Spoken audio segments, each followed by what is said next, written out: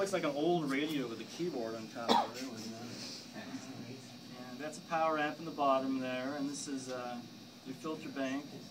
And it actually has a tube inside the keyboard section as well. It's pretty complex, and the people who have worked on it have kind of complained about, you know, the technology. Was really designed super well. It's really difficult to tune. And I brought a manual for this thing too. It's buried underneath my stuff over there. Is it in French? It is in French. Yes, it is. And some of the schematics don't actually match up to what I have. Like the guy only did, his name was George Janney, he only did one manual about 1952. And then he kept making design changes to it over the years, and he never revised the manual. Oh my goodness. So it's got a bunch of notes in there that other technicians have written in, like, well, this was changed to this, and this is a different kind of tube now. One more thing, and that is, I did bring some freebie CDs if anybody wants any. This Galactic Hits, which only came out in Switzerland. And, there's a bunch of those. And also the synthesizers.com. I didn't bring too many, but if you want one of those, I have a track on there, and it's on the CD of mine too. So, yeah, that was a good project. And I guess they're going to do it again too. So feel free to grab one of those while they last. And my CDs are like $10 if you want. Was there something under the left end of the keyboard? Down here? This what? This Down here. You used to do something there? Well, no, it actually has this knee lever here. You see, so your knee goes in there, and that's a volume control. So it's kind of like an organ with the overall volume. But we call it the grand accord in French. And so that it does add expression as you. Actually bring it up higher, the tone gets brighter. It's kind of one of the quirks of the whole vacuum tube thing. So when you come down lower, it gets more muted too. So it's very expressive. I mean, Jean-Jacques did a lot with it over the years, and if you listen to his records, you hear a lot of that, a lot of what he did with the Ondioline. In fact, the In Sound from Way Out, his first album, was done exclusively with the Ondioline. It was pre-Moog synthesizer. So. Anybody have any questions about any of this wacky stuff? If anybody set out to build their own, do you have any advice on things you learned in terms of making the controller, the pitfalls they should avoid? Well, yeah, originally my original design had an arcing potentiometer. And that's why it's so tall, by the way. That was my original prototype, and that's the only one I've ever made. I actually put a pot in the center, and I had an arm that was telescoping. It would basically, when you move the string, you'd move it from one side to the other. Well, the problem is, on a linear scale, as you get farther away from the center, the notes become wider. You know?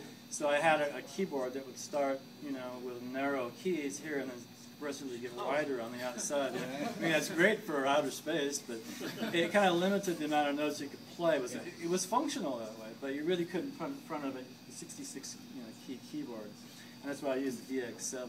So then I moved to that multi-turn pot, and it just basically has a pulley mounted to the pot as the string travels over the pulley.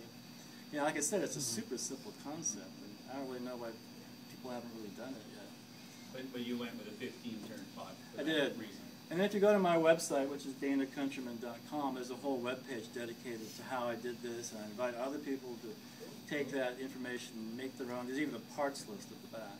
I've heard of people doing it with optical encoders. The ones that don't click, you know, they're just and using that, and then it's continuous. You could do that, and there's a lot of ways you could do it. You know, the key thing is the depressions that we hand drilled in. That makes all the difference in the world because it gives you. Like I built one of those Circons that Wendy Carlos made, basically a signal generator with an arc on it. Very difficult to get anything usable out of that because you can kind of visually target where the note would be, but it's a lot easier when your finger kind of naturally, you know, lands into the target. You know, so that was a mistake I made, but it was pretty easily changed. You know, to the. And it was actually Roger Eric that suggested the 15-turn pot. It's actually a rheostat, not a true potentiometer, but it works fine in this situation. And I changed all the pots to 15 pot, just so I'd have a lot more variance in the coarse tuning and filters and all that. So how big was the pulley on the pot there?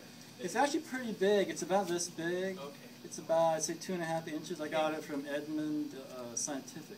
Those guys are great. Yeah. And it worked out great for my purposes. When I first got it, I thought, man, that's too big, you know. But once I put it into the system, it just worked out really well. And I had to lubricate it, you know, with the sewing machine oil, and then that kept it from being noisy.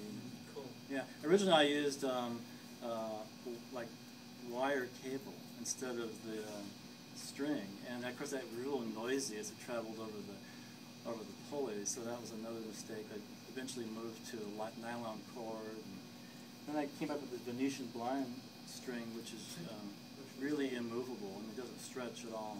Cool. Yeah, you could do spring in line on the string is the other way to do it. And that's what I did actually. Directly underneath this PVC finger ring deal is just a regular spring, which I got from Lowe's too.